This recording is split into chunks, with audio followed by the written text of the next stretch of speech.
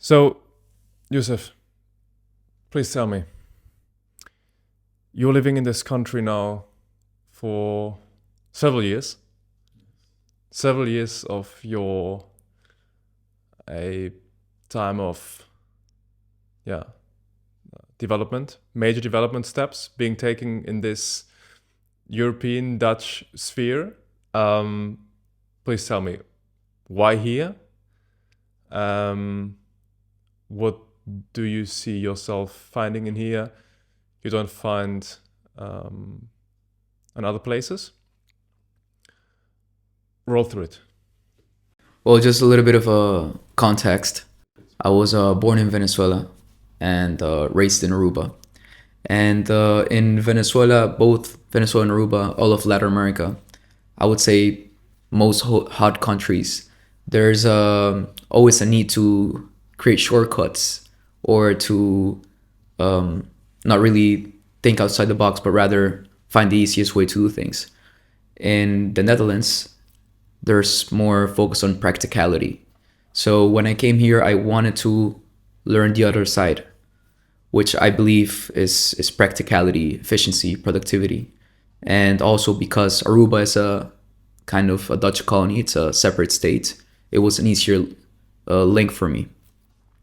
So, of course, because Aruba is tied to the Netherlands, I came here, but I came with the purpose of learning the other way of thinking, which is the practical way, the more structured way, which is something that I believe um, is not really there in the place I've been before.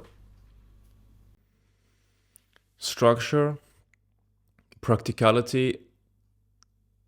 Could all these terms be summed up as like a westernized business objective, but then also being transformed in like a cultural disposition of structuring everyday life in a way of optimizing for exactly those practicality and efficiency measures?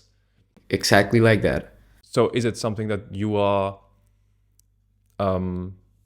not only business wise wanting to progress into, but is that like a to what extent is that a personal growth journey? Well, it the this practicality in the Netherlands is rooted in every single interaction. So in my relationship, my friendships in Aruba, we just call each other and we hang out. In the Netherlands, you make up a date to hang out in 2 weeks from now. That's that's how rooted the practicality is and the efficiency of being efficient with your time and not wasting any time. And yes, it goes into the business side because here people are just focused on their work. They're focused on using their time wisely. Whereas where I'm from, they take it slow. It's more laid back, and that's really how the culture is in every possible way, in your friendships, your relationships, the way you do business. So when that's engraved in your roots, you're not really thinking about growing. I'm talking about Latin America. You're not thinking about necessarily growing. Of course, there are people who are really thinking about that, but it's more like getting by because life is good, because family comes first, because if I can make money without working too hard, I'm definitely gonna do that, and that's the mentality. And I wanted something more than that, and I grew up in an environment where my family works really hard, so I knew that I wanted to learn the other side, and then get both the mentality of getting finding a way of to get shortcuts, or that side that is very Latin, but also get the practicality of the Dutch and be able to combine that and just have an advantage. That's really why I wanted to learn that mentality. I love how you describe how you want to strike that balance in between the efficiency and, I guess, what is that, living life component. And this is where what I'm really curious about. How do you construct this balance wisely? How are you not optimizing for one or the other in an excessive manner? So I imagine now being surrounded by people and a cultural environment that is very much optimizing for the efficiency route, how do you make sure you maintain your roots in the, as I was putting it, living life component, which is, by the way, something that I definitely want to explore more. And this is also something that I can see in your eyes when we hang around. You know, it's like really being able to value the moment in its beauty. Yes. Europeans, I guess, have quite some learnings to do in that area. Well, there's something we learned in interculturality actually called uncertainty avoidance, which is what it's, I would say, the biggest difference between these very developed economies and the not so developed economies, which is that in the Netherlands and Germany, for example, people are more focused on the future. They're more focused on planning ahead. That's why they try to manage their time wisely. And whereas in the Latin countries, you're just thinking of the now. When you're thinking of the now, you're able to enjoy, because tomorrow is a problem for tomorrow. Today, I'm good. So finding that balance is, I will not say it's hard, because I'm also surrounded with entrepreneurs in the school who generally just want to improve and continue learning and get better at everything. But the other side of the coin is that when you're only thinking about what things you want to work on, you forget about the things you're good at. So I think that's what's most important. Find the balance between thinking, okay, I have to work on this, I have to make this better, but also being able to understand, okay, these are my strengths. I also have to work on these strengths, because that's what makes you you. You know, if I like my social skills, but I don't like my critical skills, for example, I'm not gonna just forget about my social skills and focus on the critical skills, because you could lose the social skills by just focusing on the weaknesses. So I think that's the other balance. And yeah, it's that balance that I care about more. Very interesting. So how would you say nowadays in this country are you working on your living life enjoyment component? Well, I go through cycles, which is interesting. So I'll go through weeks where I'm like, I need to grind. So I don't wanna go out. I don't wanna hang out with friends too much, because I don't deserve it. You know, I give myself that mentality. So I'm just focused on my coding. I'm focusing on my school. I'm focusing on going to the gym, on my eating, and it feels good. Deep inside, it feels good. But then at the same time, you feel like life is passing by, because you're planning for the future. You're focusing on late gratification, which is something that I generally enjoy. You know, knowing that today is I'm doing something that I'll be thankful for in the future. But by doing that, even though the future will be better, you're only focusing on the future and you're not enjoying the present. So that's the balance you need to be able to find, and you need to be conscious of it. I don't think it goes. I don't think it happens natural, because people who enjoy the moment a lot, um, for example, in Aruba, the beach is right there. You just go to the beach, you have your beers, you're hanging out with your friends, and that's really fun. That's enjoying the moment. But you don't have any plans for the next year, or 2 years, or 5 years, and not everyone should have a plan for 5 years from now. But you should at least be thinking about what you want to do, why you're doing what you're doing today. So it's that balance that I find more important. It is interesting that finding the balance in between, let's say, the enjoyment and the dedication, from the enjoyment part, progressing towards dedication might be easier than coming from a dedication part, getting to the enjoyment part. And the reason for this that I'm now thinking of is that Chris Williamson popularized this concept of hidden and observable metrics. So you have a observable metric within your dedication part. You set yourself out in order to accomplish something. You know what your tools, processes, and routines are in order to get there. You are reading your books, you are going to this and that gym, you are doing this or that internship. It is very observable, trackable. You can tick the boxes whenever you've completed it. The enjoyment part in reverse is a hidden metric in and of itself. Of course, you have a sense of enjoyment within yourself and whatever, but coming from the dedication components, that is not of too much value within yourself. I I couldn't agree more with you. Interesting. I had never thought about it like that, the other side of the coin. And it makes sense because if you're very task oriented, if you're focused on getting the job done or getting that degree or getting that money, you value it. It's tangible, like you said. So that when you are focused on enjoyment, you are aware that you have to be more task oriented, right? But when you are fully task oriented, you don't see as much value in enjoyment because maybe enjoyment is not necessarily what you're looking for. And that's also okay. But you're aware of it, right? That's the other side. That's interesting again. Like you need to find out for yourself to what extent you want those parts to be applied in your life. I guess that's something I'm gonna keep repeating on that podcast. Your balance is not my balance, which is not his balance and not her balance. Exactly. But it's good to be conscious of it. That's what I want to put emphasis on. So when I talked about the cycles, like I said, sometimes I'm like, I don't deserve to enjoy too much. I need to work harder. I need to work harder. But then again, I feel like, damn, life is going by. What am I doing? So then I'll go out. I go out. I wake up the next day. I'm a little hungover. So I'm like, wow, now I can't work today.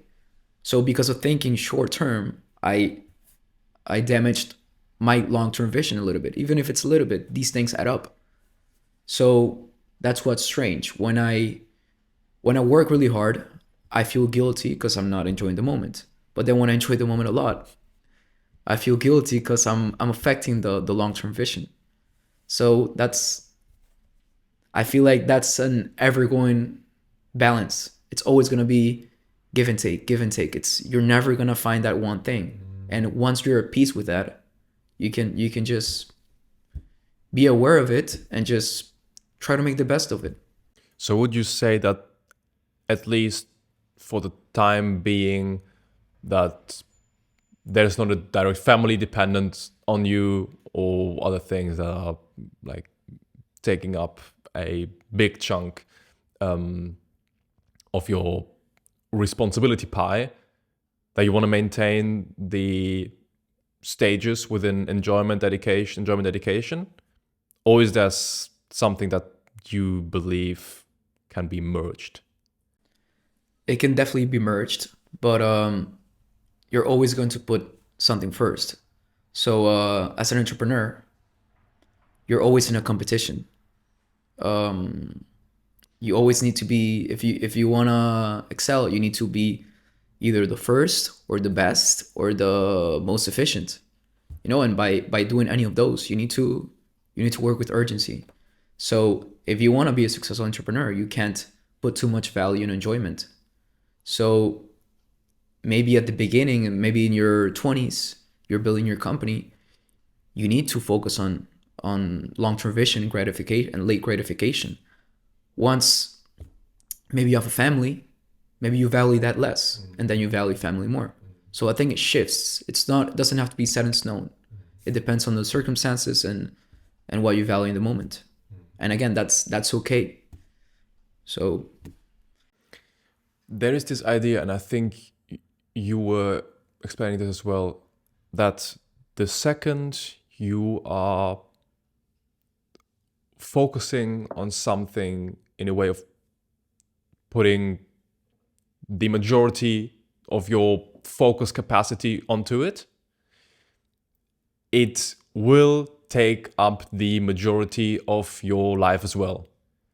It's like the idea of merging 10 focus points together and being able to balance them out by giving them equal attention, that will either burn you out, or other people would say it's just not possible. And I believe that's a justification for those stages of living, saying, because I know that when I focus on this, it's gonna be excessively present in my life, I'm at peace with this. I'm okay with this because this is the life stage of this and that. And after this, it's gonna be life stage of this and that. I agree. Tell me. You want to be the 35-year-old successful entrepreneur? You can't start at 33. You got to start somewhere, right? And that's probably in your 20s. So once you understand it, okay, so then what does the 23-year-old version of me have to do for me to be the 35-year-old version that I want to be? Probably what I'm doing right now, right? So then what do I have to prioritize? Probably what I have to prioritize right now, which is work. So then if you have a defined goal or you have the defined vision and you can understand what it is that path you have to take, then you're at peace with it. And if you're not at peace with it, then you don't want it enough. So you have to be honest with yourself. You have to be honest with yourself. Can I put in the hours? Do I want this bad? Am I able to put the hours? And if not, that's also okay. You know, that's also okay. So interesting. You were mentioning peace now, I think at least twice. What is peace for you? Peace for me is doing what I love, having people around me that give me energy and support me, being healthy gives me peace, feeling like I'm improving and learning gives me peace. This can be from the simplest things to the more complex things, you know, calling my mom and hearing that she's good, you know, gives me energy. Because a lot of times we get caught up in our problems. For example, with my trading, I have to optimize this, or this code is not working, and you really get caught up in my life is. It's a mess. Micro problems. Yes. Transient. And we put so much emphasis in this, and that's okay because that's the task in the moment. But then you call, in my case, I call my mom, and she talks to me about what she ate today, or how my grandma's doing, and it just goes away. And that's a moment of peace. And you're not at peace the whole day. You're not happy the whole day. You're not satisfied the whole day. But you have to be able to find those small moments of peace and just cherish them. You have to be aware that they're happening also, you know. So sometimes it's a Thursday night and I'm just cooking my steak and I'm just listening to music, relaxing at home. That's a moment of peace. I have no worry in that moment. I don't have any drama with any friends or any person. My family is doing well. What can I complain about in that specific moment? Maybe an hour later when I'm coding, I'm stressed out, right? But at that moment, that's peace. And if I can have a couple of those moments, that's good. I can't be at peace all the time. That you need that challenge to move forward. If you're at peace all the time, you're comfortable. So that's, again, the balance. Struggling, being challenged, feeling the pressure, and then giving yourself time to be at peace. So, yeah. It is interesting. Let me relate to this one concept by Michael Singer. He's an American, say, spiritual teacher, very much into the philosophy of different energy centers. I'm sure we like it. So he's talking about the center of consciousness as your primary seat of the way you perceive the world. That's where you are supposed to be, deep within yourself. The issue is that when problems and those mini challenges that you're describing in the coding, when they are arising, you are being pulled out of the seat. You're pulled out of the seat literally into the problem. And I believe this is when we are articulating that we are caught up in things. You're literally caught in this coding problem. And what his message is that the second you are deeply at peace with your primary, internally anchored seat of consciousness, that you won't be pulled into those problems anymore. You are just observing them as objects. You maintain the subject. So the subject-object differentiation always is maintained. And he's talking then, that would be kind of an antithesis to the one that you presented, that you are always at peace. Have you ever read The Power of Now? Parts. So I told you about my reading philosophy. yes, which is interesting. It's but The Power of Now, it talks about what you were talking about. So being able to, whenever you feel an emotion, you are not the emotion. The emotion's going through you. And if you're able to be aware of that, then you and the emotion are not one thing. You can see you're feeling the emotion, and then you're able to understand, why am I feeling this way? You don't just, why do you have to just take it? If you're able to understand and root it, maybe you won't feel as bad. So I think using your perspective, you can choose to always be at peace. Now, are you always able to? Probably not, because that's how we are. But I'm sure there's some people who can choose to be at peace always. I am sure. If something comes up, maybe they just say, that's life. That's how they go about life. And that's okay. I feel like we need pressure to innovate. When we're struggling, we come up with good ideas. When things are not going well, we figure out new ways. So I don't think it's always beneficial to always be at peace.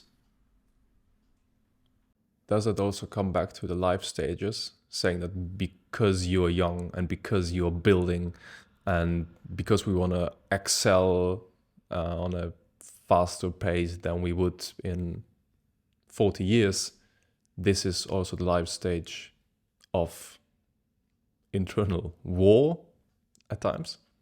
Exactly. I'm probably not going to be, I would love to, but I'm probably not going to be as driven to continue to challenge myself when I'm 80. I'm probably not gonna continue putting myself in uncomfortable situations to test my limits when I'm 80. But right now, you need to test those limits, because this is later in life, but when you have kids, you need a little bit more stability. You can't just take on a challenge and go bankrupt and then figure it out, because now some people depend on you, your kids, or maybe your wife, or maybe your employees. Right now, why wouldn't you do it? You're not responsible for anyone but yourself. And you don't know where your limits are until you get to those limits. And this comes to both the working hours, to the taking risk. It can be anything. Just get out of your comfort zone, test your limits, which is a contrary of peace, right? But also, I believe if you test your limits, you're at peace with yourself, because you know you're doing enough. I think A worry that I had before was, am I doing enough? Am I working hard enough? Am I putting in the time I should? And ever since I stopped asking myself that question, I've been more at peace with myself because I know I'm doing the work, which I wasn't before. So so yeah, it's it's okay to not be at peace always. I don't I don't I don't intend to be at peace always. I like the notion of finding peace within warlike moments within yourself. Um,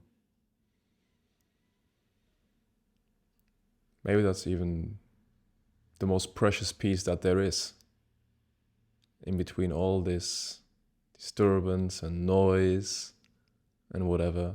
You still feel that you're doing the right thing, and you accept that all this externally around you is just part of the process.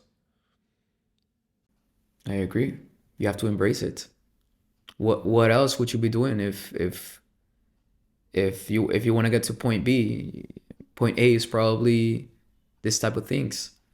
So you have to embrace it. If not, then it's not for you, and that's okay. I think about like athletes a lot. I was never a high competitive athlete, but when you're 16, your friends are partying, and you probably can't drink because you have to go to practices the next day. Or a lot of people start taking drugs when they're 17, 18, but the athlete is not doing that. He has to be disciplined, and at that time, probably the first 10 years of his athlete life, from 10 to 20, he's he feels like he's missing out. He feels like his teenage years went by because he couldn't party, he couldn't do this and that, but he values his passion for the sport and his long-term vision to be a professional athlete. And once he becomes a professional athlete and he gets all the money, and he gets paid to do what he loves, and all the fame, it paid off, because that's what he values. So so yeah, he also had a time to struggle. He knew that to get to the professional level, he needed to have those long nights. He needed to skip those parties. He needed to maybe travel a lot, miss birthdays, all these things. So it's not just an entrepreneurship. It's in everything. Think about a doctor, 10, 12, 14 years of studying, and then you do what you love, and then you're universally recognized as a doctor, some like very very respected anywhere in the world. So if you value the long term vision, you have to embrace the struggle in the moment.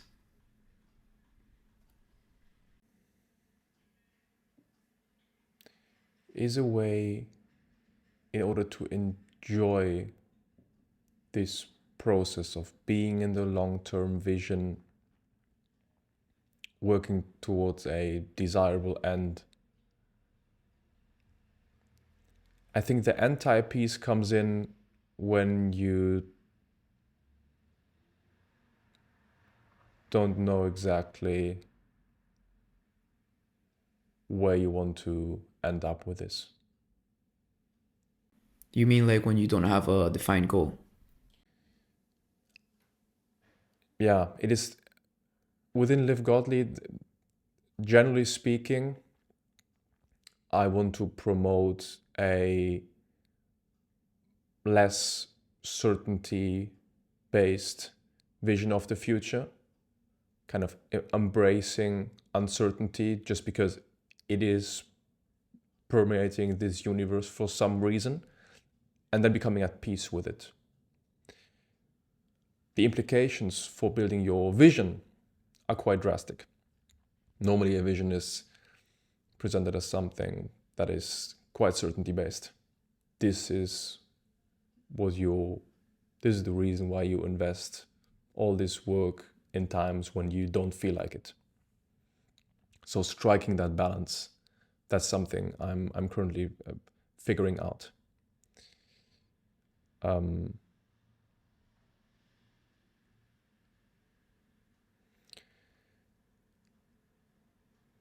I do believe that when you have a far in the future end goal,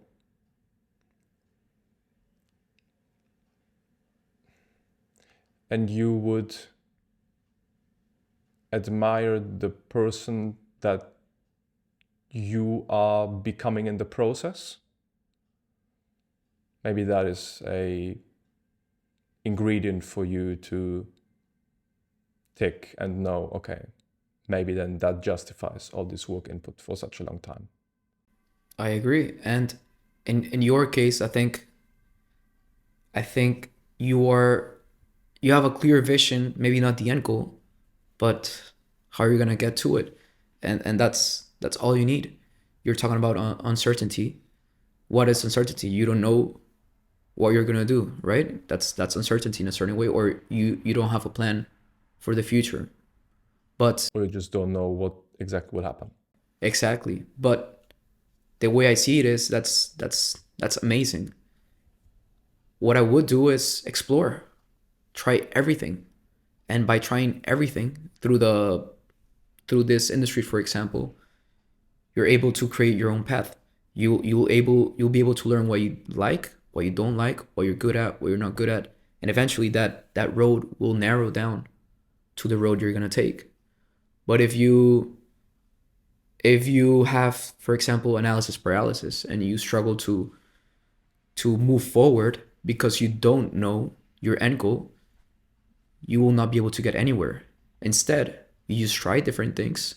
You yeah, in this podcasting world, for example, you talk to different people, you try different concepts, you explore and find your limits.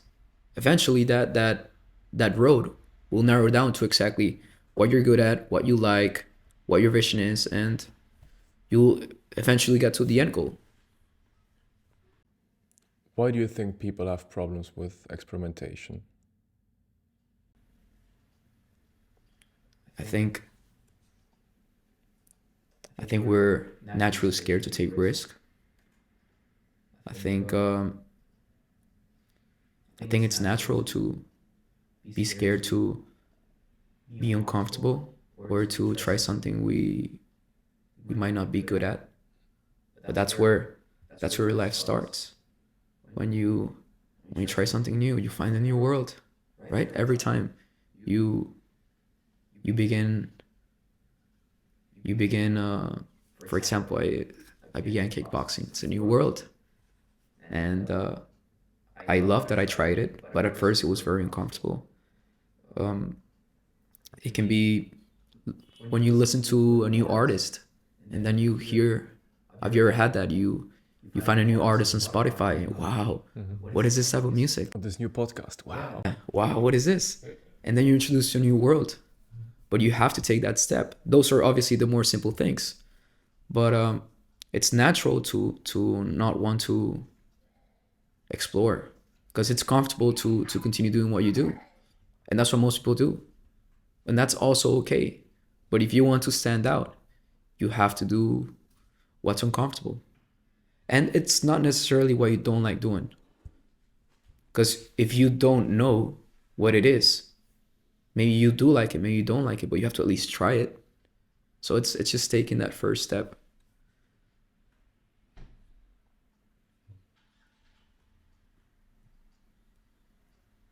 What do you say that? Do you feel like you struggle to explore?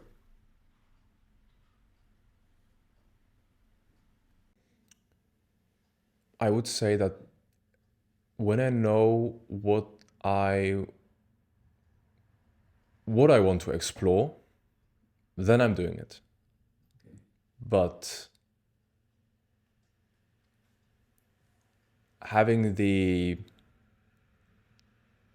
creative disposition of linking different activities to the thing that I'm currently doing, I wouldn't say I'm like madly shitty at it, but it is not natural to me.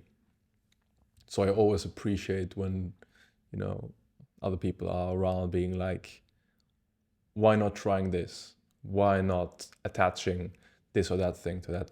Might be a nice merger. So I believe I can get stuck within the thing that I'm doing. It is also that most of the time, just because I'm getting stuck, I can also become good at it. So I'm doing it frequently, oftentimes. I've set out myself on doing it. Back to this dedication thing. But yeah, the downside to becoming stuck is that sunk cost fallacy, like you just do things because you've started them and you set out yourself on doing it, and you forget the reason why you are doing this in the process. But it goes back, like you said, to your roots also. If you're more focused on the future and not so much about the present, maybe it's hard for you to value trying something that might not add to your long-term vision. But that doesn't mean it's wrong. That doesn't mean you have to change that. If if your strength is to think long term and just, it's like you have a boat, you know, and that boat is gonna take you to the other side of the river, and you're adding to that boat to make it stronger, you know, to, I don't know, go against the waves, you know, or the current. And if you can't find things that add to the boat to make it stronger, then you don't value it, and that's okay. So maybe if you said you have a hard time exploring if you don't know the end goal or you don't know exactly what you're going to explore. That's the way you operate, and that's what makes you you, and that's what makes you in a certain way unique, and that's okay. You don't, again, like how we started the conversation, you don't have to take every single thing you might not be good at. Also focus on the strengths. Interesting. I think this also opens up a way bigger discussion of this struggling between what am I and what I am supposed to grow into. Especially in this entrepreneurial area, it's all about new projects. Innovation in and of itself is supposedly a transformation of what there is currently. And by transforming, you are by default transforming also yourself in one or the other way. So to what extent shall you be honest and have a firm stance on the attributes, characteristics, whatever that you believe you are, and to what extent shall you be flexible, open-minded to the things that you might have the capability of growing into? That's a tough question, and I feel like you're going to, well, not you, just people in general, including myself, we're gonna struggle with that forever. I think I've heard people say you never get to know someone fully ever. That also goes to yourself, because you only show yourself who you really are in different situations. What if you're this really tough guy, and then you're in a tough situation that you had never been before, and then you're like, wow, I'm not as tough as I was. You only know that because you were put in that situation. So you're always battling between who you are and who you want to be. And that's okay. That's okay. We're all different. It's good to strive to be better. It's good to reflect and think of the things you want to work on, but you can't deviate from who you are as a person. I think business is also, it comes down also to being authentic and being yourself. Also with just being with people. You know, I like hanging around with you because you're you. And when I talk to you, I'm talking to Jake. I'm not talking to um I'm not talking to what Jacob wants people to see him as. So you also don't want to deviate from who you are. So it's that balance again. You're probably also listening to the average podcast that I listen to when I speak. That is always included.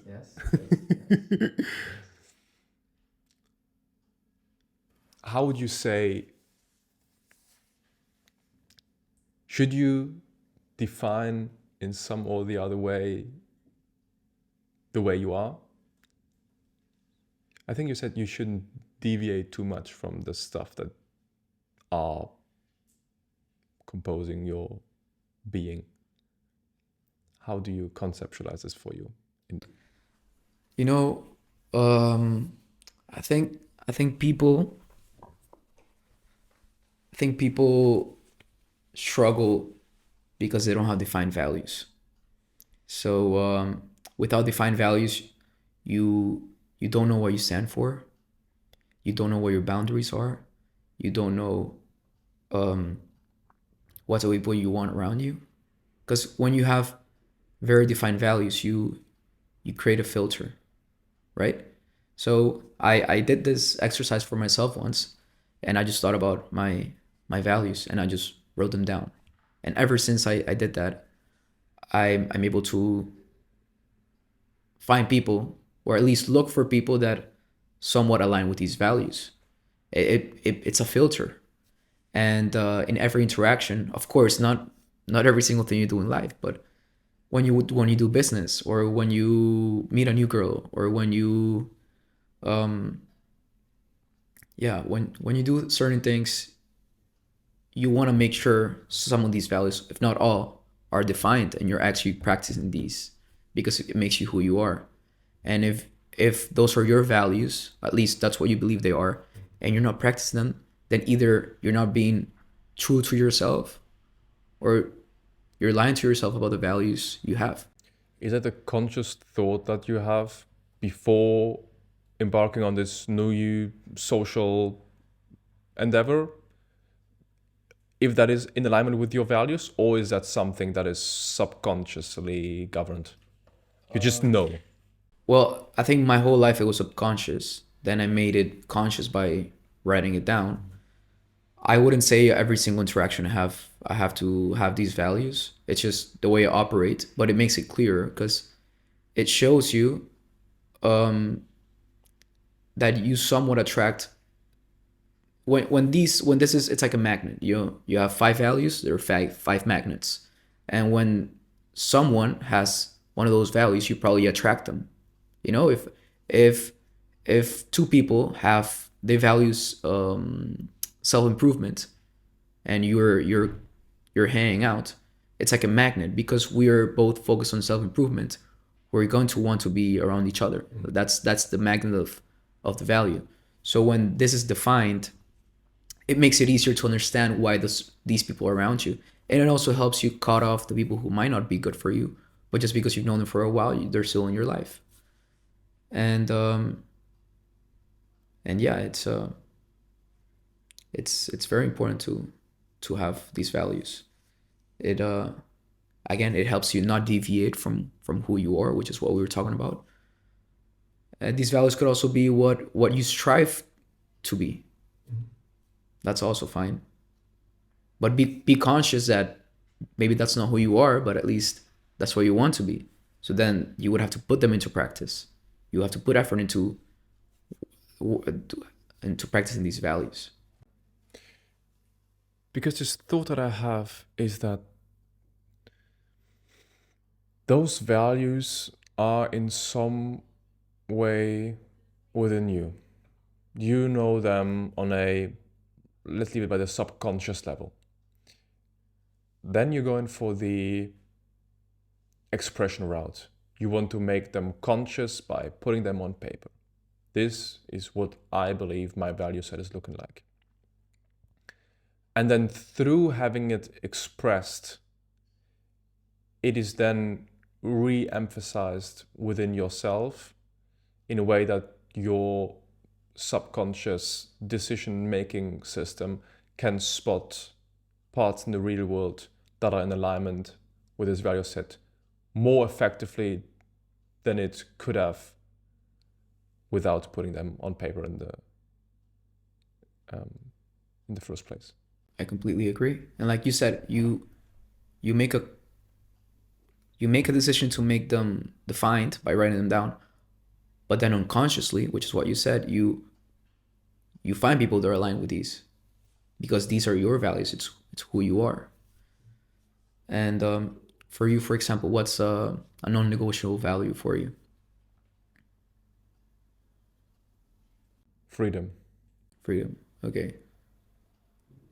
Could you hang around people who don't value freedom?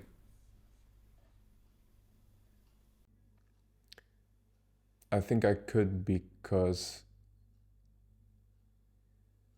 I guess that's also another value of mine, of like a sense of diversity and embracing what is essentially not me and growing through it. So I guess through that I could live with that, but not to an extreme level, I guess. Yeah. Okay. But it shows you that that's who you are. That doesn't necessarily mean that every single person in your life has to believe in freedom. I never thought about freedom as a value, but I definitely value it. But like I said, it doesn't mean every single interaction I have to be consciously practicing freedom. And yeah. What I did is I did like a LinkedIn post, right? I never read on LinkedIn, so I was like, I have to write something on LinkedIn. And I didn't have a bio, so I said, okay, let me think about my values. I think it's gonna define who I am. And then later in business, it's gonna be a filter, you know. Oh, he has these values. It's in your bio. And I talked about it was discipline, accountability, family, learning, struggle, and money. Those were my 6 values. And yeah, we can start with money, which is also my friends always ask me why do you put money there? And it's not like money is everything. It's not at all. Why I put money there is that you have to be able to separate your money problems from your non-money problems. A lot of times we get caught up in problems that have somewhat to do with money, and we can't solve those problems without money solutions, and vice versa. A lot of times we have non-money problems, which is maybe you don't have good friends around you, maybe you don't have a good relationship with your parents, or you have some problems with your partner. You can't solve that with money problems. You have to solve that Most cases. in most cases. Yes, you can't solve that with money problems. You have to solve that with other things. And a lot of times you hear people talk about, oh, like a lot of rich people are not happy, they're really sad and stuff. That's probably because they focused on all the money stuff. And when they focus on all the money stuff, they try to solve the non-money problems with money. And that's never going to be the case. And when you work this hard, when your whole purpose in life was to make money, and you only focused on the money stuff, when you come up with non-money problems and all you know is to throw money at it, it's not going to work. And you're going to feel like, wow, all this money for nothing. No, it's not. Money helps. Money is a tool. Money is a tool to facilitate things and get freedom.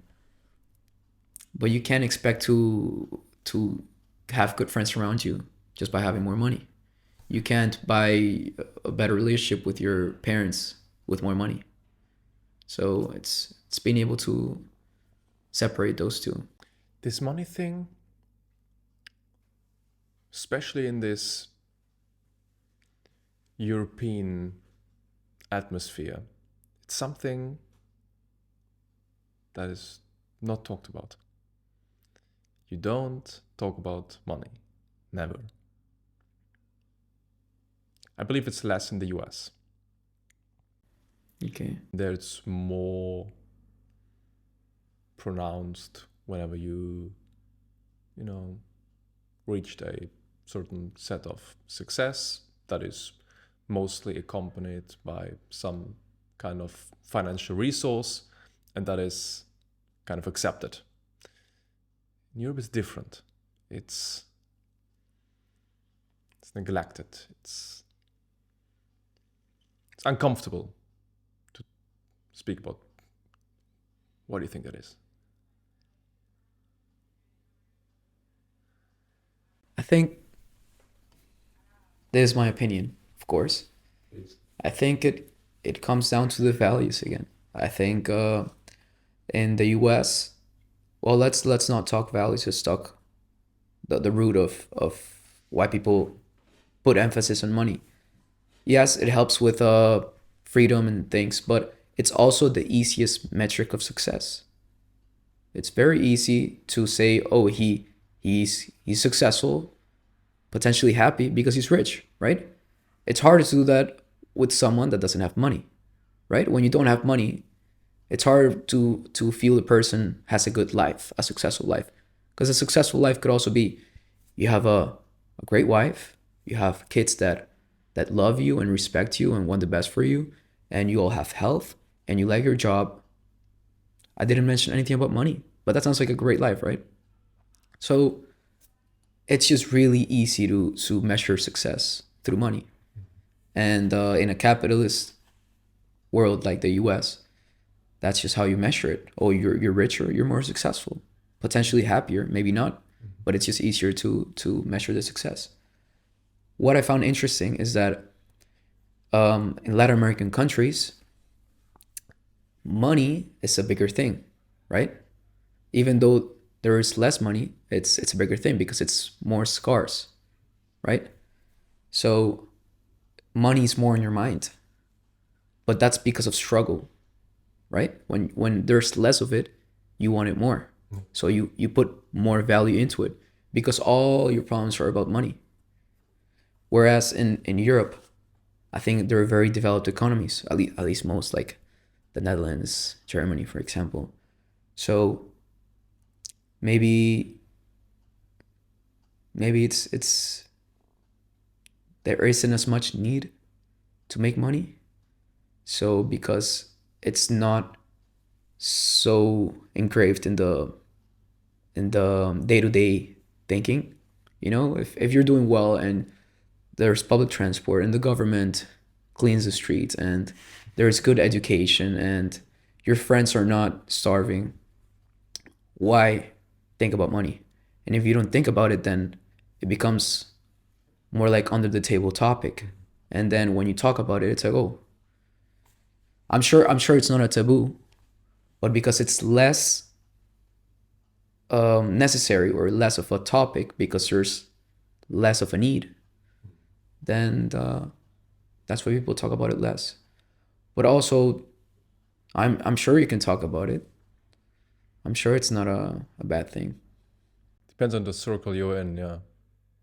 In this entrepreneurship circles, it's of course more accepted. It was for me even a bit weird talking that straightforwardly about rates and income and whatever.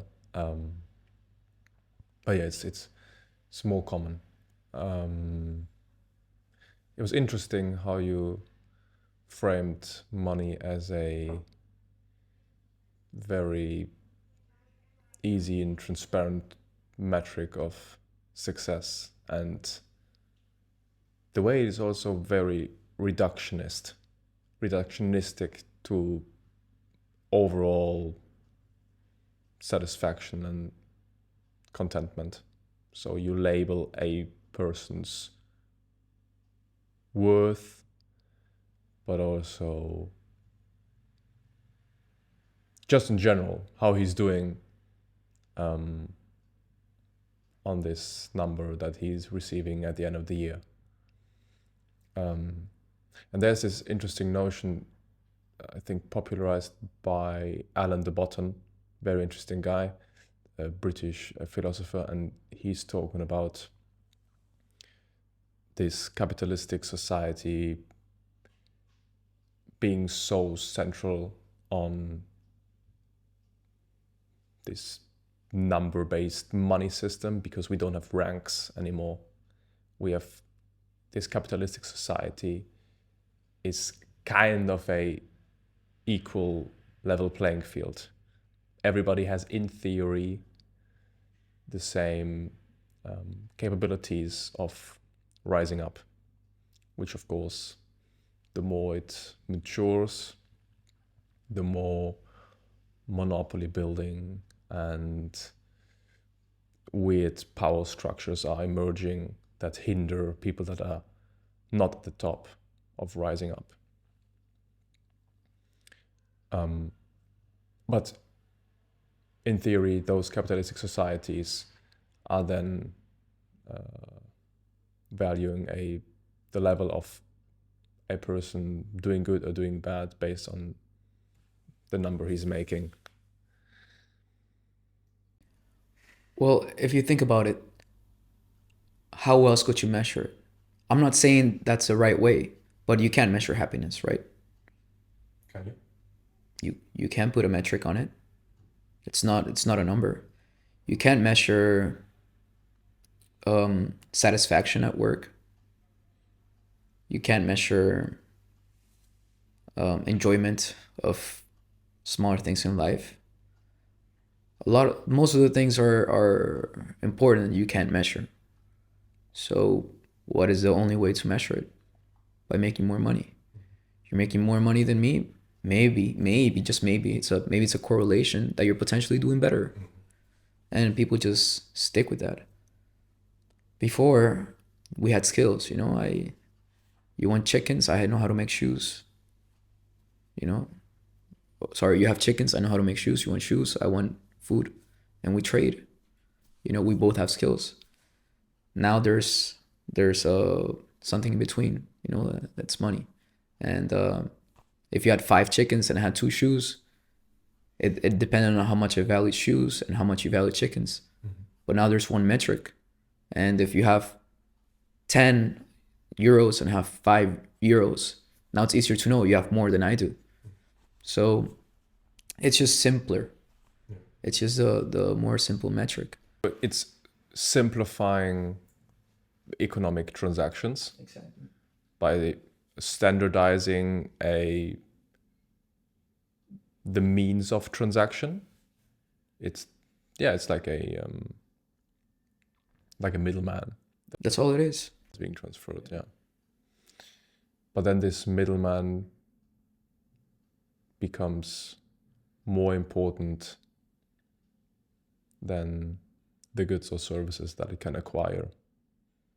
And I guess that's the moment when a capitalistic society loses its, saneness. It's becoming insane in its just logical reasoning. So it's interesting how you said about the chicken and the shoe guy. What do you value more? Do you value the chicken or the shoe? Depends on your needs, right? Yeah. But also back in the day, then this chicken guy would have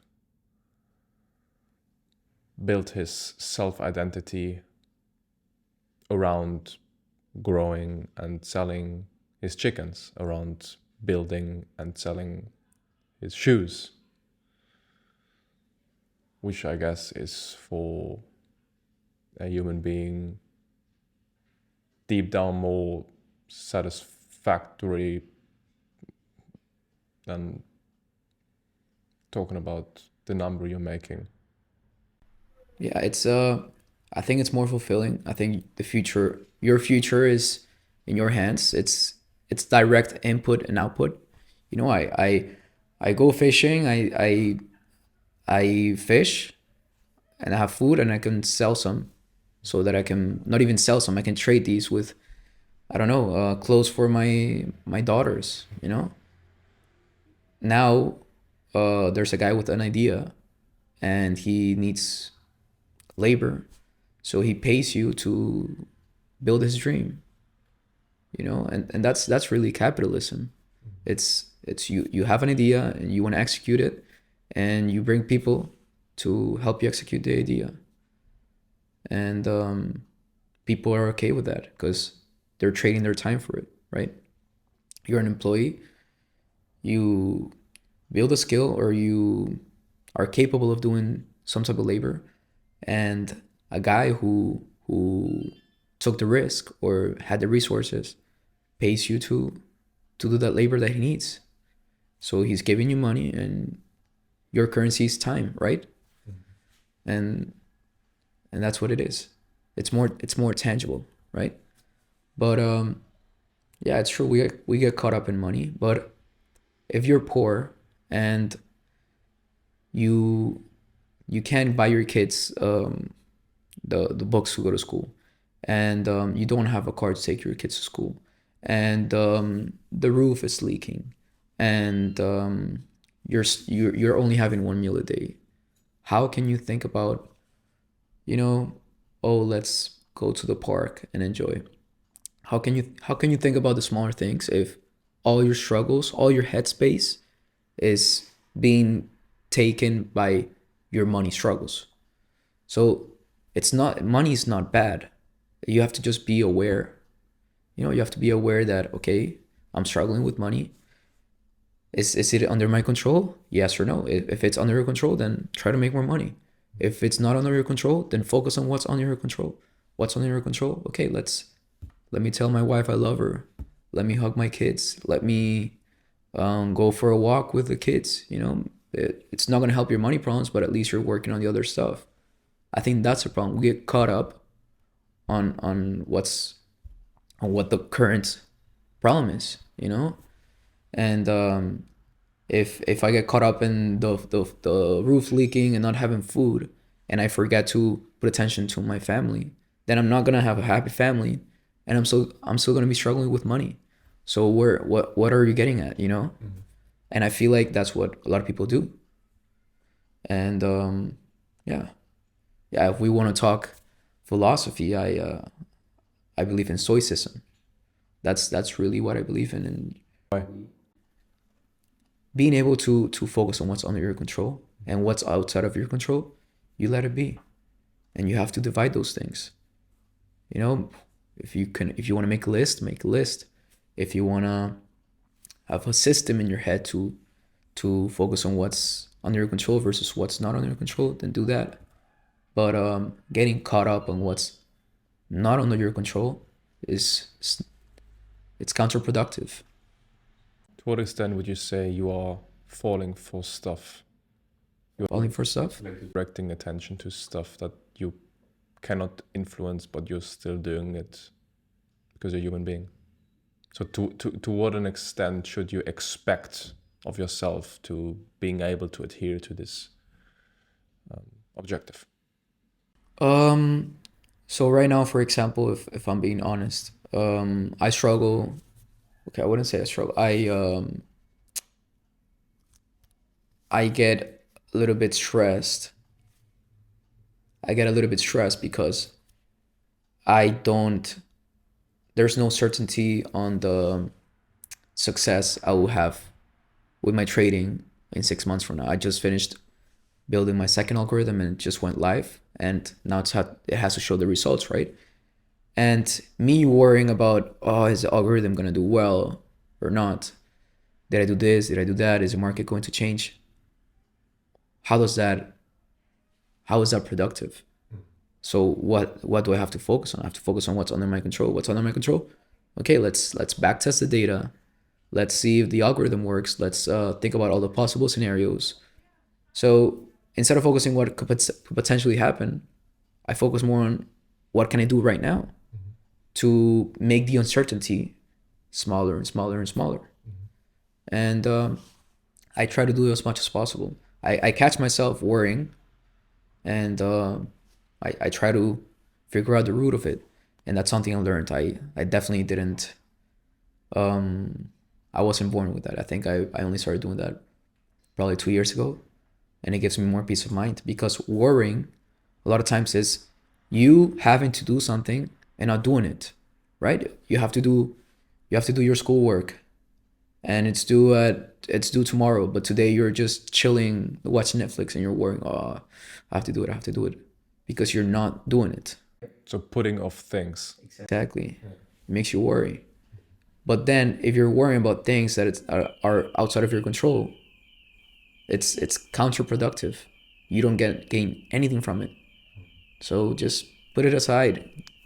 Get busy. Do something else. What about you? How do you do that?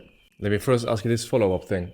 To what extent would you say human beings, why are human beings made to worry about things they cannot control? Is that something that we're gonna evolve into? Is evolution gonna solve that eventually? Or is it just so difficult to differentiate in between things you can control and you cannot control? I don't think it's gonna get any better. I don't think so. I think before it was before. I would say if you want to talk the chicken and the man making the shoes, Recurring theme, go on. the man making the shoes, he knows if he doesn't make shoes, he's not gonna feed his family, right? So he goes and makes shoes. Oh, I'm worried about not making enough money or not having enough chickens to trade. Then I go and get more chickens. I go and make more shoes. And that's it. Right now, you're scrolling social media and you know there's something you have to do. You have to go to the gym, or you have to do your schoolwork, or you have to put that work, that extra work, and you don't do it because you're scrolling social media. You're watching Netflix, you're calling a girl, and that's gonna continue to happen, maybe even more. So I definitely don't think it's gonna get any better. So it's natural for us to feel that way. That also means you should really work on accepting a base level of worrying just because you live, because you exist. Yes. It feels like you're quite good at accepting. Yes. What would you say that is? Why am I good? I've never Because I'm not. That's why I'm asking. I've never thought about that. I don't know. I'm very calm. You know, I'm able to, yeah, I'm able to separate what's under my control and what's not. And yeah, when I think about what's not under my control, I try to just not focus on it. A little bit of lying to myself, if I'm honest. But if I think about it, that's what it is. To what extent lying? Uh, how could I say this? Again, we can go back to the trading. I don't know. I don't know if the second algorithm is going to work, right? Who's going to guarantee that for me? I do know that I backtested it and it shows great results. I do know that in this current market it's doing really well, but I have no guarantee. So automatically I'm going to be worrying, "Ah, is it going to work? Is it not going to work?" But I did what's under my control, but the worry is still there. So what do I just tell myself? It's going to work. It's going to work. Because if I tell myself it's not going to work, what am I going to do? I did everything that's under my control. So by telling myself that it's not going to work, what do I gain? So choose the lesser evil. Do I tell myself it's going to work or it's not going to work? I'd rather tell myself it's going to work, go with that truth. And if it doesn't work, then I did something under my control that was wrong, or I should have done something different. But right now, it doesn't benefit me to tell myself that it's not going to work. So you got to choose. Reminds me of a piece I read yesterday by Rob Henderson, and it was called The Optimal Margin of Illusion. And it was about personality characteristics, or the way you believe, to what extent are you valuable in the skill set that you are engaging in. And people are generally perceiving themselves as like 10 to 15% more competent than they really are. Seems to be ingrained seems to be within us. But of course, since we now know this, we can think about this consciously and see what is the most maybe moral thing, and to what extent are we the truest version to ourselves. To what extent shouldn't you engage in this illusion thing? I believe it connects to your example in an interesting way, that you are saying, if you are not engaging in this level of illusion creation, you tell yourself that it will work in some or the other way. Yeah. I can establish in the meantime peace of mind, and I can accept that now my role is over, my job's done, now the market is at work, or whatever client that has been putting in money. So what would you say, to what extent shall you engage in those illusion creation for yourself?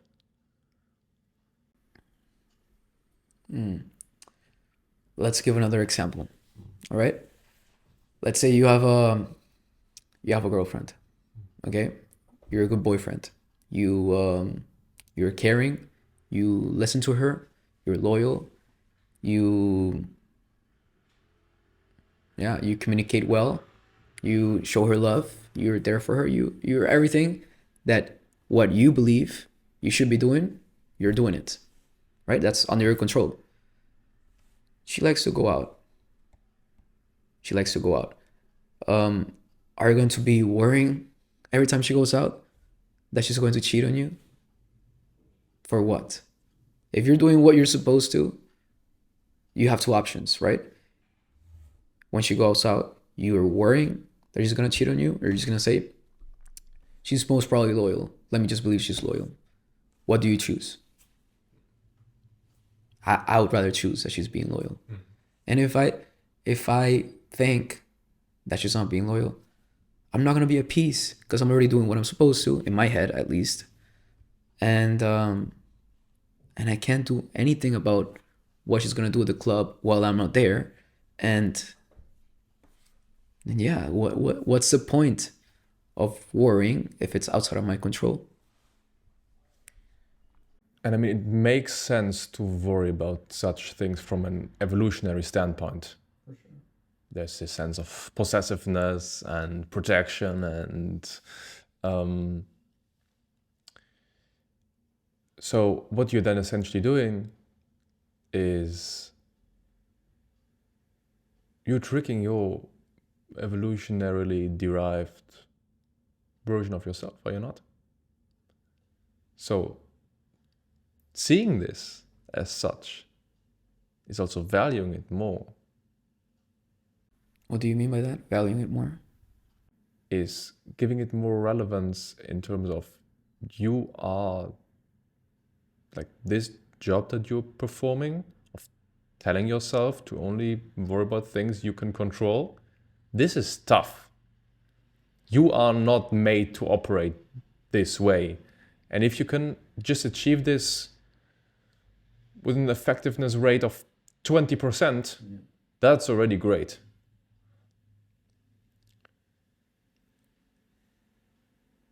So I guess giving it the relevance that it deserves.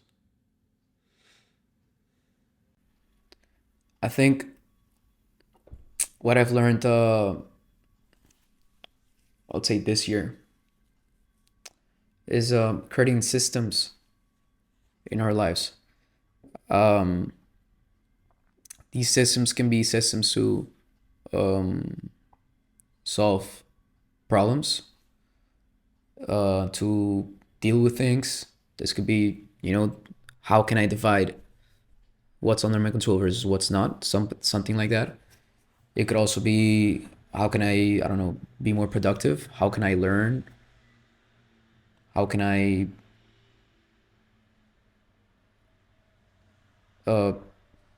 be more efficient with my time? Just, you know what I mean? Just systems. And yeah, if you're able to find systems that work for you, then do that. Maybe you have to we have to stop thinking that everything, all problems can be solved in just like this. And I watched a video a couple of weeks ago that made me realize it a lot. A friend of mine, Cameron, once told me, like a year ago, he told me whenever he has a problem, he just draws a mind map, and he just tries to break down the problem in a mind map, on paper. That could be considered a system. And that just I thought about it. Okay, cool. Then I saw a video, and this video talks about, if I ask you to multiply 3 times 3, you'll be able to tell me right away. And then if I ask you to multiply 25 times 10, you'll probably be able to do it right away. But if I ask you to multiply a crazy number like 10,511 times 1,300, you'll probably grab a piece of paper and do it.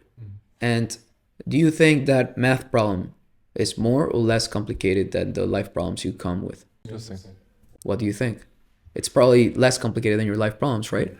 So why do we want to just figure everything out in our head? It makes no sense. Why do you? Because that's how we are. So that's what I mean. These are the systems. So you have to figure out these systems that work for you. So now I don't do it often. I'm not gonna lie to you, but I try to do it when I get the chance. I just draw what the problem is, and I try to come up with solutions, or I try to come up with possible scenarios, and it just works. It just works. And yeah, you have to be honest with yourself. I think we lie to ourselves. This goes a little bit opposite to what I was saying, because I said I lied to myself. But you have to be honest with yourself. You have to be honest with You're creating just effective illusions. You're not lying. yeah, okay, yeah. Let's put it that way. But you have to be honest with for example, and we're all guilty of it, okay? Students especially. I have an assignment due, or I have an exam tomorrow, okay? I have an exam tomorrow. I have two options. I will start studying at 2 p.m. and then by 6 p.m. I'm done. Or I study at night. I said, you know what? I'm gonna study at night, because once I get home from the gym, I'm gonna be relaxed. I'll have everything done, and then I'm gonna get to studying. You get home from the gym, you're tired. You don't want to study. You want to just shower and go to sleep. Why do you lie to yourself? Now you're gonna have to study at 5 a.m. all rushed before the exam. Why can't you just tell yourself, hey, after the gym, I'm probably going to be tired. I'm not gonna study. So let's study now. Let's study at 2 p.m. Yes, it's probably not what you want. But why do you lie to yourself? And we're all guilty of it. Why do you lie to yourself and you're telling yourself that you're gonna study at night after the gym? So it's yeah, you have to be honest with what you're capable of doing, with what you're willing to do. And yeah, a lot of times we want to work, oh, I'm gonna work 40 hours a week and I'm gonna do this and do that. Are you really going to do that? If you're not gonna do that, that's okay.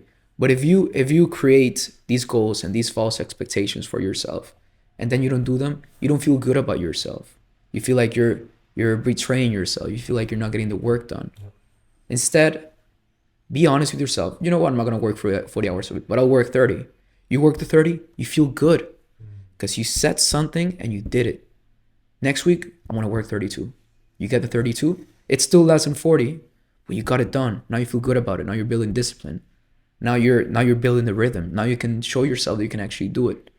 So it's a lot of things, and I call these things systems. Putting these systems in your life to make yourself more productive, more efficient, feel good about what you're doing, make better decisions.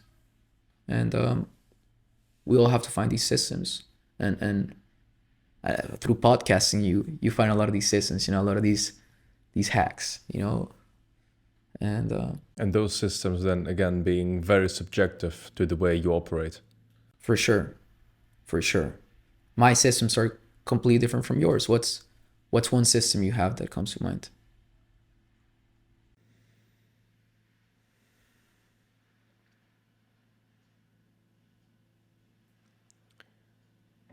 I think in between my reading, I do receive a sense of intellectual input that I can use for myself, solving issues that I wouldn't have been able to solve without. So I sometimes have in the morning those prolonged reading sessions for like mainly articles based. I have a couple of authors that I admire, and in between those sessions, normally they are so enlightening that I do have those seconds of just a spark of an idea of a solution, an idea of something being clarified. I don't know if that's can be considered as like a system in the way you define them, but yeah, reading enabling a different, I guess it's a different state of mind, and this different state of mind is then allowing for a different solution set. I guess the less analytical and more detached also. Do you walk? I do walk. Interesting. Yeah, I do believe by walking there is definitely, I mean, like physical activity in general, feeling the heart pumping, feeling circulation increasing. That is then also bringing you in a different state of mind, and by that allowing also for then at first detachment and then solution creation. Well, I would say just walking in general. No earphones, because you're talking about going to a different mindset. When you're reading, we're always stimulated, you know. And when you walk, what are you stimulated by if you don't listen to music? You're in your head. It's like you're fighting your demons, and that's when you can come up with solutions. The gym also, a lot of times, I don't know if you've ran a 5K or a 10K. I've never run a 10K. Not that frequently, that's for sure. Maybe 2 kilometers. Let's just say you had a 15-minute run. You're not thinking about running throughout the run, right? You're thinking about other things, and that's something we miss on a day-to-day life. You know, that non-stimulating period. You could see it as meditating or just not being stimulated and letting your brain, show you stuff. So less consumption, more processing. Yes. Yes. Ignas, the team coach, great, great insights, always talking to him. He loves to read, right? And he said he finishes one book and picks up the next because you're excited about the next book, right? You buy a couple books and you're already looking forward to the learnings and how you're gonna feel, and which is how I feel exactly. But he said, I've been reading every day, or I don't know, every week for X amount of years. I took a break from reading to process it, to let it come in. Because when you're done reading one book and you jump onto the next, when do you think about the learning from that book? Because you're already moving on to the next learning, and you learn from both. Don't get me wrong, you're learning and learning and learning, but you're not letting it, Sink in. exactly. So same thing with imagine you have a great meeting with this guy, whatever, some person you respect, and then after a meeting you hop on a call with your girlfriend, and then you go to the gym, and then you start working. When do you process what you got from the meeting? You walk, or you sit down and write some stuff down. These are the things we miss. Yeah. So So is that an age of digital distraction? You are like plugged in, if you like, the entire day. yes, It becomes more and more important to schedule quiet sessions or yeah, contemplative. yes. I think a lot of these things I get from these walk. I walk to school every day, and I don't want to change it. I live close to school, so that's also helpful. But in Aruba, I used to walk my dog every night, and a normal walk is what, 20 minutes. I would walk him for an hour and a half every day, and I would come up with the craziest training strategies while walking, not looking at the charts. I would solve all my problems while walking, and that's why I got to understand that we're completely stimulated the whole time, even while listening to a podcast. You're full on listening to a podcast, and it's a smaller things. Like sometimes I'm always washing the dishes and listening to a podcast, but sometimes I take the conscious decision to not listen to a podcast or music while washing the dishes, and you'll catch yourself washing the dishes and thinking about 10,000 different things because you're not being stimulated.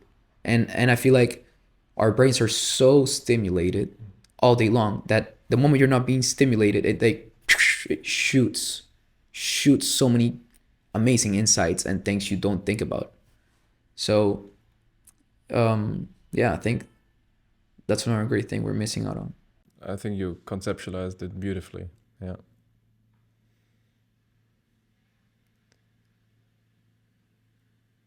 Do you think that has also always been to a certain extent? People needing a sense of stimulation, craving it, looking for it everywhere they go? This is something a little bit controversial. We love those things. Of course we do. So it is very, very, very important to keep your mind busy at all times. I'm a believer in that. And I know that because ever since I have like memory, my parents used to take me to a school that was very sports centric, you know?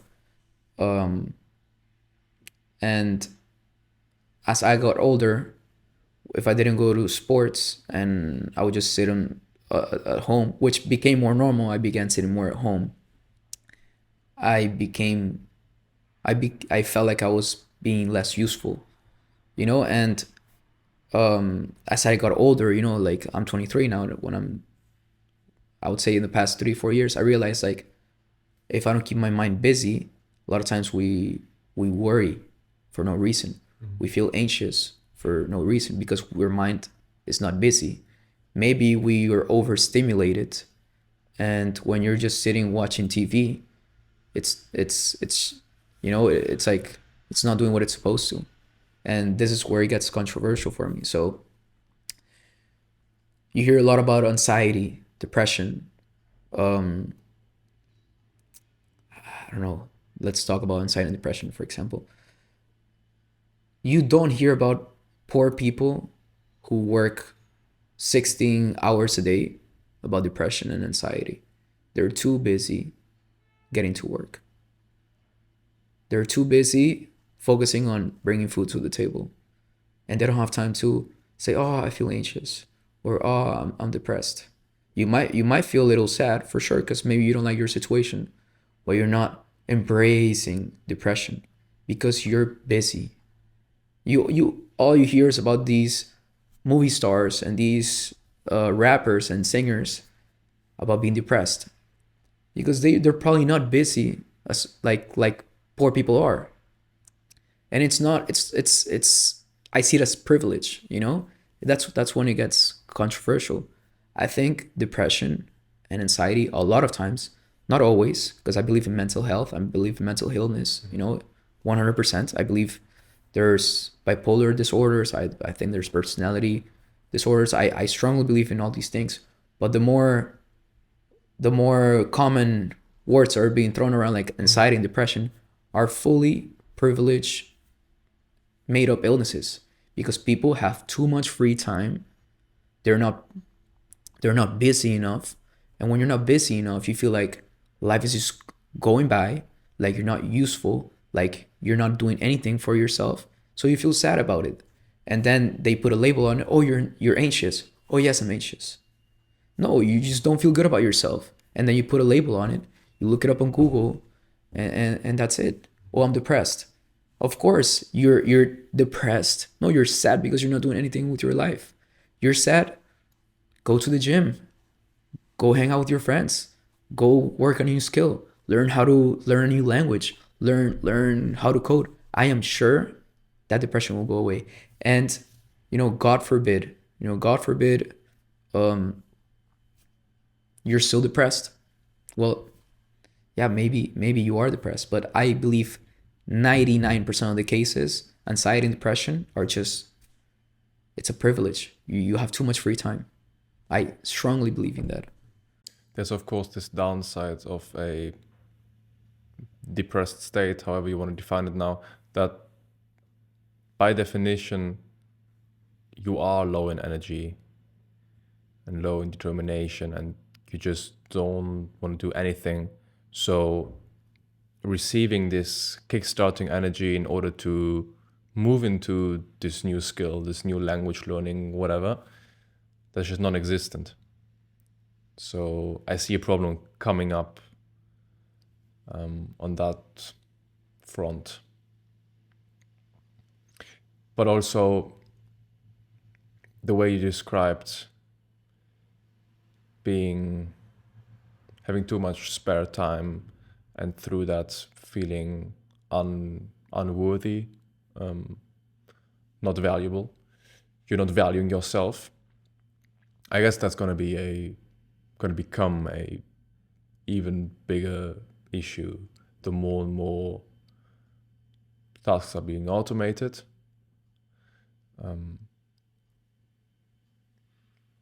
The less central human interference, human work is going to be. I noticed that with my own writing and on how to include ChatGPT within it, because you don't want to leave it out entirely. Why would you? It is processing things way quicker than you are. Yeah. Still, the writing process in and of itself, the ideation process, if this is not made by yourself, you at first don't feel connected to the piece that you're writing.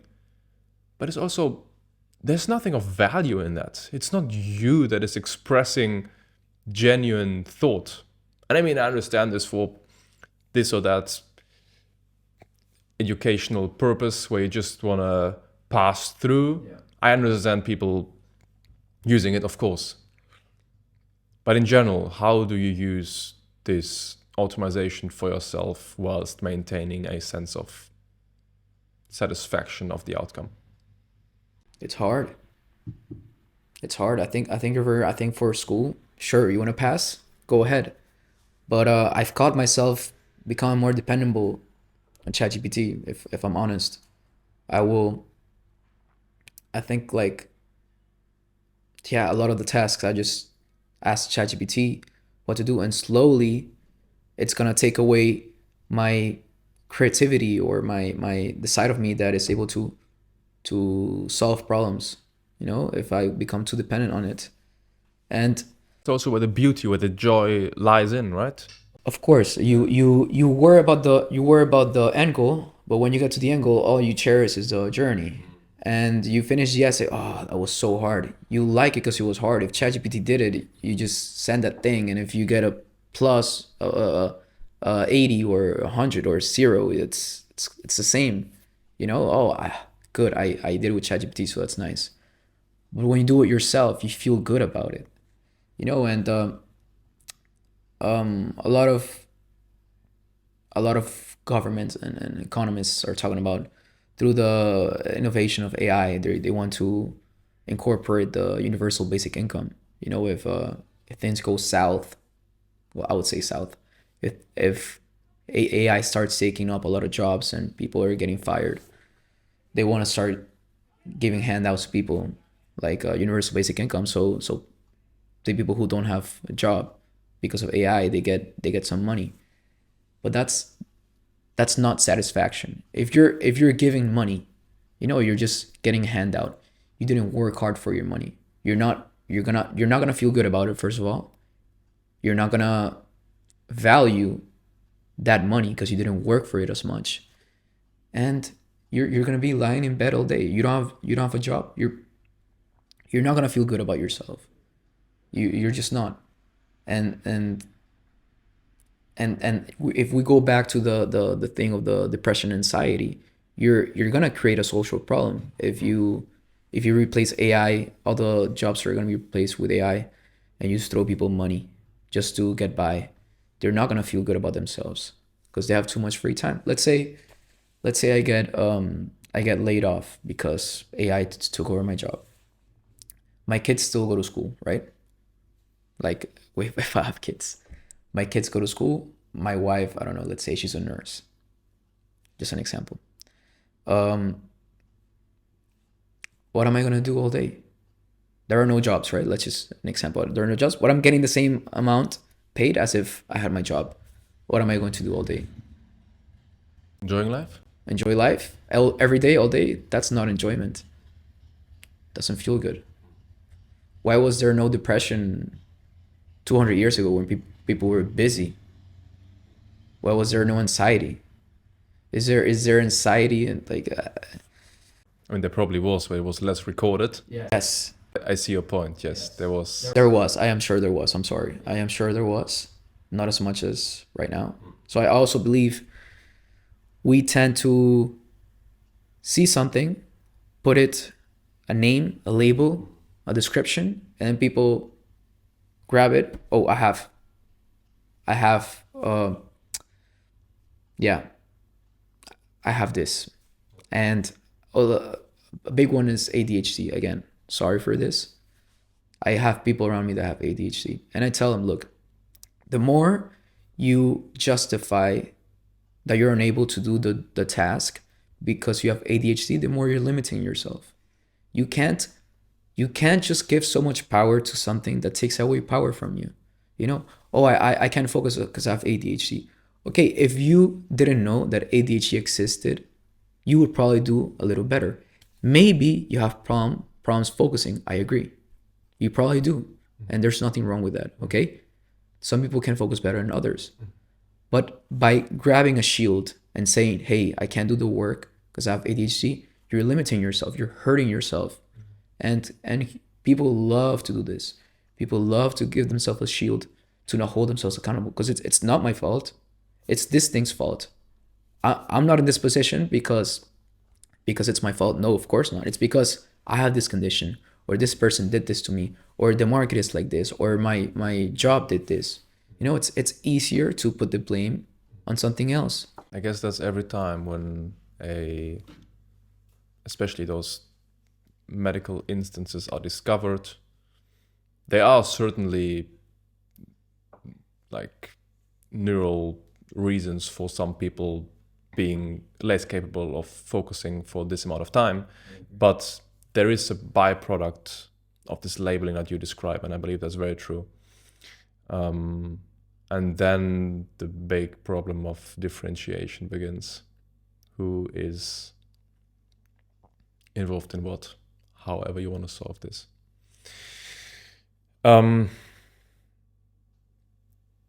Moving back to you and the way that we talked about contentment and focus, drive, dedication. How do you expect the next decade of your life to look like? And please correlate the location you will be living in within that and whatever that comes to mind. So I have this dilemma. Exciting. Exciting, certainly. I have this dilemma that always these internal battles with myself, that I believe in myself. I believe in myself a lot, and I believe in myself in a way where I have a vision and I already see it, I already feel it, I already know it's there, and that vision is so clear that it's just I just see it as a matter of time, right? And this vision, in a certain way, is like a better life, a more fulfilling life, a life with more experiences and more resources. And yes, it has to do with money also, not going to lie, but also many other things. Um, and a lot of times I tend to daydream about this next time of my life, which surprisingly gives me a lot of energy. It's not a mentality where, oh damn, I'm not happy right now. I can't wait to be in this life. It's more like I'm doing this work and I'm struggling this because I value this next life that's gonna come. So this daydreaming gives me a lot of energy and I catch myself a lot doing it. But the other thing is I want to enjoy this moment right now. So it's a little weird for me because I enjoy just thinking about this vision, and this vision it's very clear. It's Map it out. sorry. Map it out. So I definitely see myself in the Netherlands for at least 2.5 to 3 more years. I fell in love with studying. I hated studying, learning, everything that had to do with it. I would fall asleep during my exams. When the reading part would come, I would fall asleep for 20 minutes, wake up right before the exam would end, and just rush the questions, barely pass. That was Performance increasing nap. yeah, that was me in high school. Now I love to read. I love to learn. I love to challenge myself. So I wanna do a master's in economics, which is what I love. Not because of the degree, but because one, of course, I love to learn. I love this subject, and masters are usually like 10 to 12 months, so it's not such a huge commitment of time. I'm young. I don't have family like a wife and kids, so I can I can put this time for this because when I'm 40, it's gonna be harder to do it. So I might as well use my time now. And also because of my trading, because I'm going the algorithmic route, I'm not in front of the screens all day, right? I'm just working on the development and optimization of these strategies. And it'll get to a point where it's not going to be a 40-hour job. It's probably going to be somewhere around 20. And again, I know that I need to keep myself busy to feel good about myself.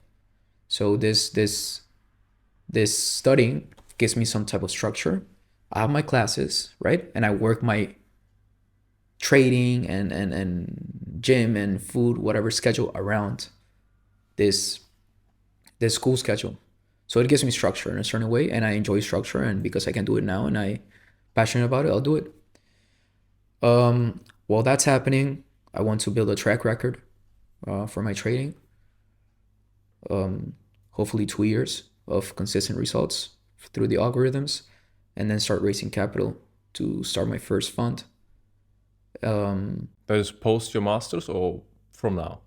This is, I would say, starting the track record somewhere around sometime next year, so 2024 till 2026. So that's when I would finish my master's, 2026, because I have to do a 6-month pre-master program after TA.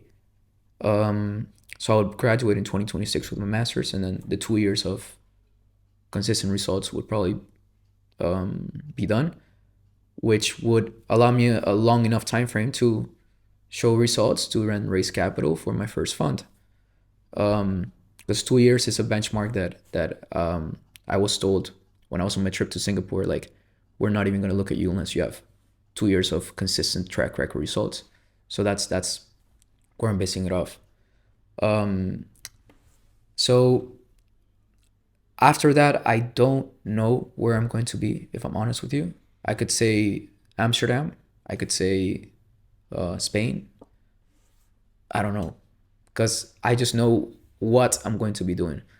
I'm going to be developing trading strategies. I'm going to be focusing on my health. I'm going to be focusing on learning more and traveling.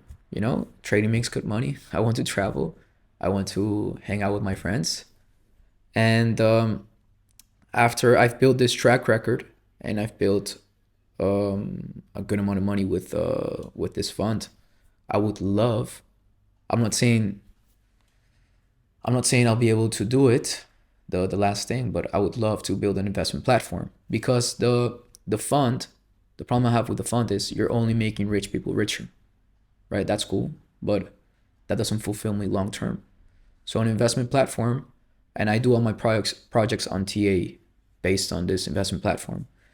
I want to create an affordable, basically no costs investment platform where I can teach people the habits of late gratification and long-term thinking through investing.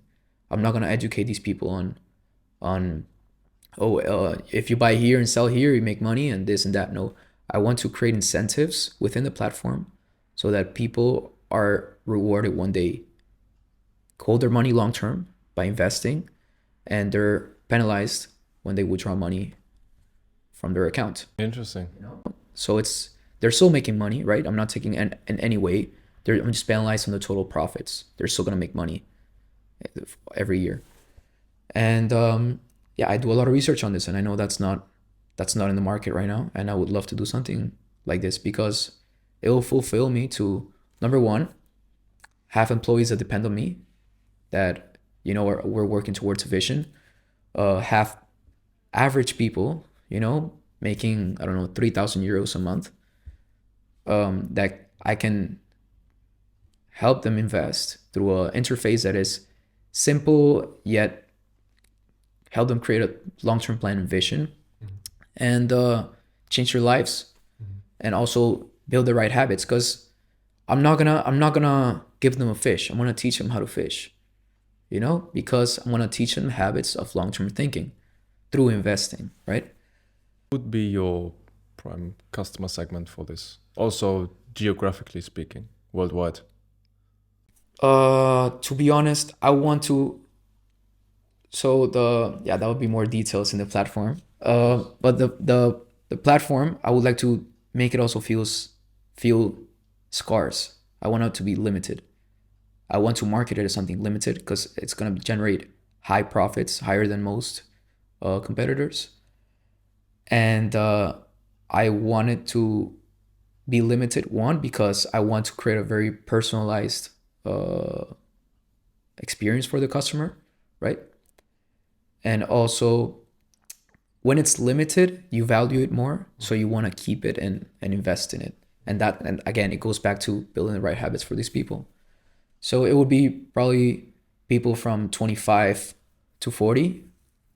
Why that segment? Because people in their 60s are not going to invest in a investment platform like this. I would say maybe they will, but they're not as much risk takers. They want to just invest in bonds and pension funds. But this, I believe it's low risk, honestly, the way I do my trading. Long term, it's going to be very low risk. But also, I want them to have a vision. I want them to say, hey, look, if I start investing X amount of money by 25, by 45, I can live off the interest for the rest of my life. I want to be able to facilitate that for them. So if you do that to a 50-year-old, what, they want to live their life at 70? It's not. The time frame, the 20-year time frame, let's say, is not as applicable to a 50-year-old as it is to a 25-year-old who just got his first paycheck straight from university. So as a 45-year-old, wow, you're living off the interest. You don't have to work anymore. That's a cool dream to give to people. And if they decide to follow that dream, I can do it for them. I know I can do it for them. And that gives me more energy.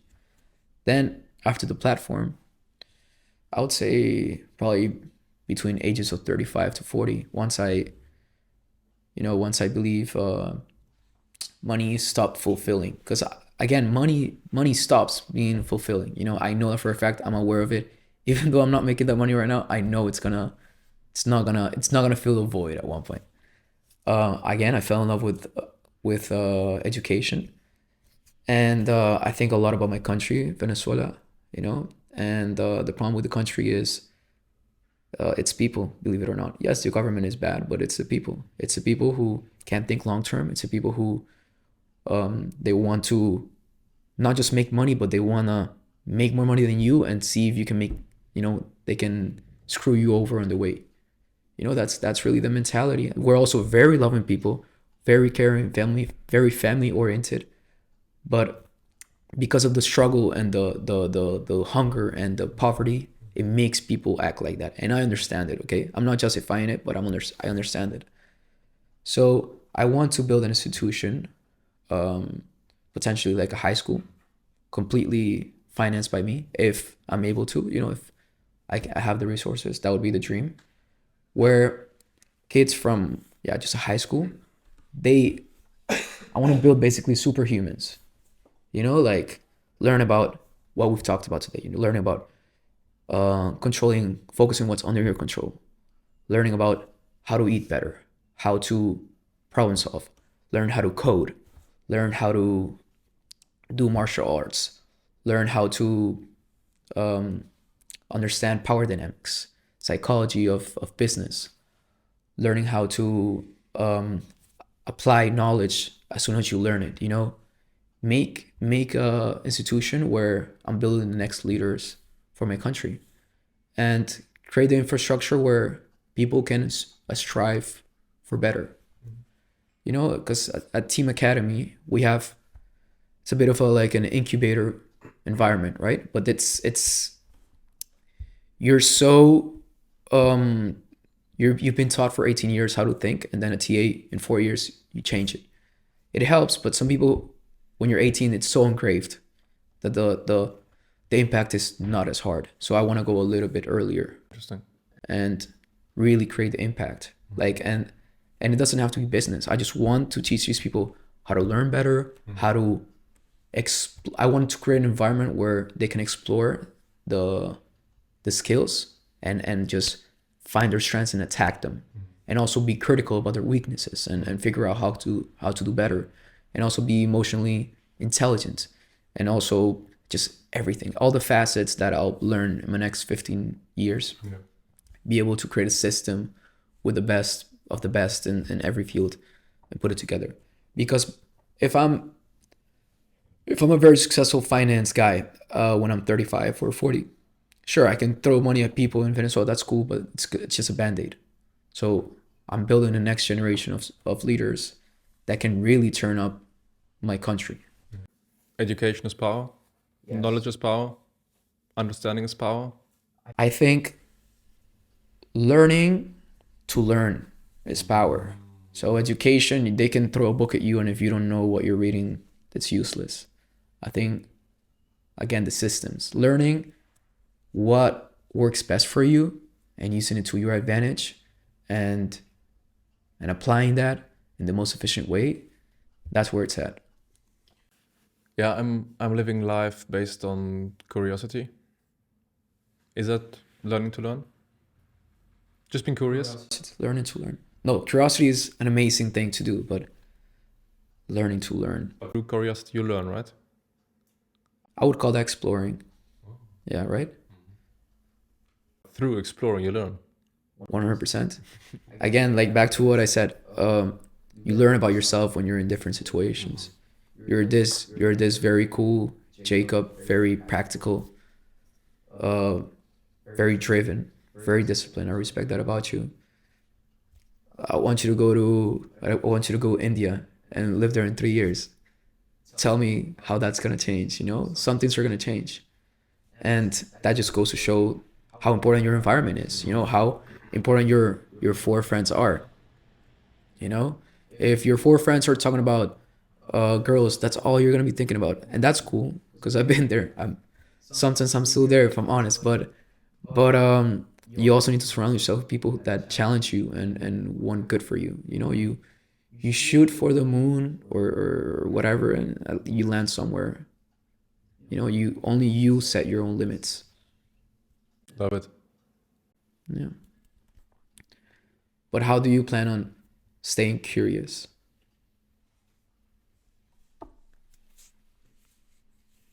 think what fascinates me is that,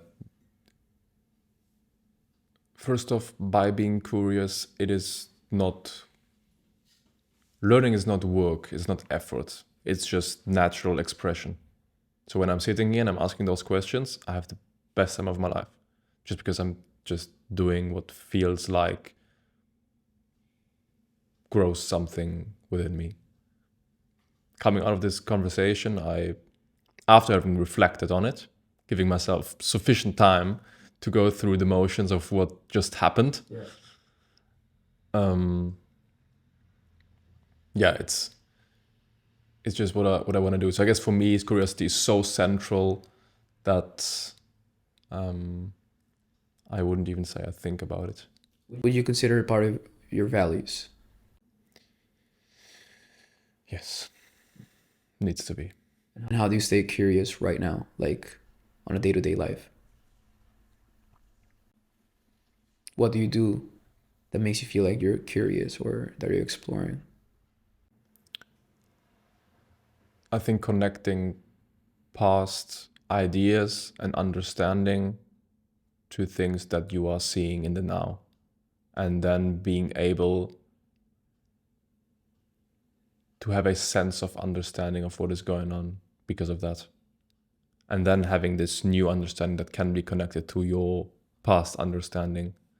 And this is an exponential game, because this understanding tree is then being again connected to other understanding trees, and all of a sudden big chunks of what you wondered about do start to make sense.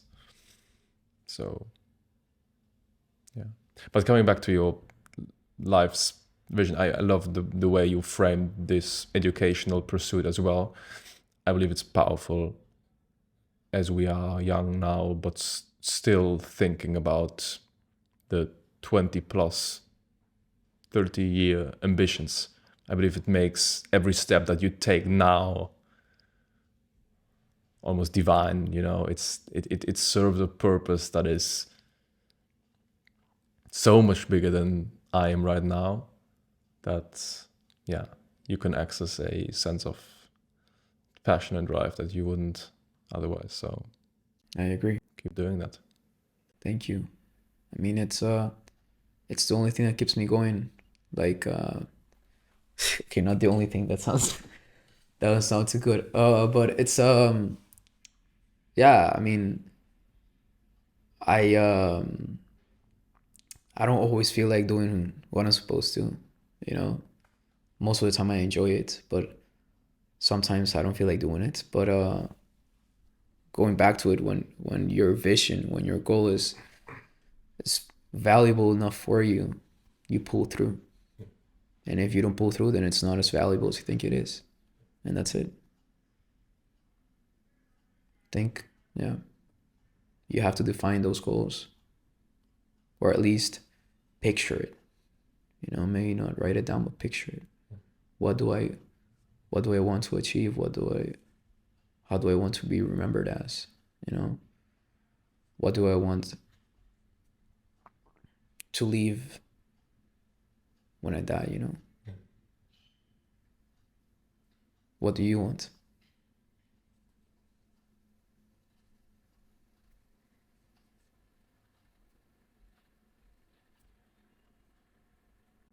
I guess a more connected understanding of the world. I am, for some reason, philosophically spiritual minded, but I also have this real world focus of how do things actually work. But merging those two worlds is something that I see, especially in this modern landscape of confusion through distraction or whatever, as being valuable. So that's something I want to pursue, definitely. And this podcast is one way on how to come closer to this. And it's a vehicle. I'm glad you're doing this. I think it's gonna give you a lot of energy. And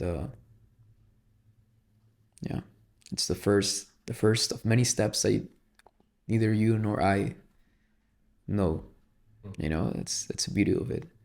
I'm I'm talking about doing these three things, but in 5 years from now, it could all change, and I'll be okay with that change in 5 years. You know, and that's the beauty of it. That's the uncertainty. I'm sure we're gonna look back together in 5 years and see what has been actualized. I would love that. I would love that. Yusuf, thanks for being here. Jacob, thank you, man. I've had a great time. It was right. I talk to you soon. Yes.